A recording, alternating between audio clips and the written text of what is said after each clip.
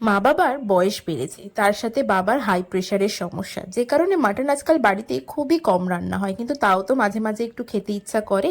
তাই আজকের রেসিপি ভাজা মশলা মাটন। প্রথমেই মাটনটা নিয়ে একটু নুন আর টক দই দিয়ে ম্যারিনেট করে রেখে দিলাম। এবার বানাবো এই রেসিপির মূল ইনগ্রেডিয়েন্টস, সেটা হচ্ছে ধনে, জিরে, মেথি, বড় এলাচ, ছোট এলাচ, লবঙ্গ, গোলমরিচ, দারচিনি, শুকনো লঙ্কা, সামান্য একটু নুন দিয়ে সেই মশলাটাকে ভালো করে রোস্ট করে নেবে এবং রোস্ট করে নিয়ে মিক্সিতে দিয়ে গুঁড়িয়ে নাও।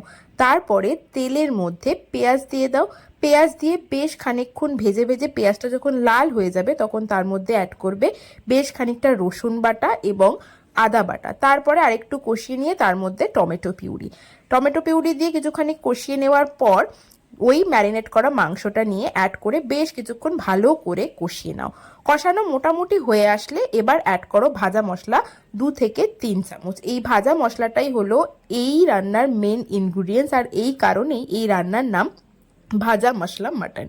এবারে মোটামুটি কষানো হয়ে গেলে দিয়ে দেবো সোজা এটাকে প্রেশার কুকারে এবং প্রেশার কুক করতে দেবো। 2 থেকে 3টে সিটি দিয়ে নিলেই রেডি হয়ে যাবে ভাজা মশলা মাটন।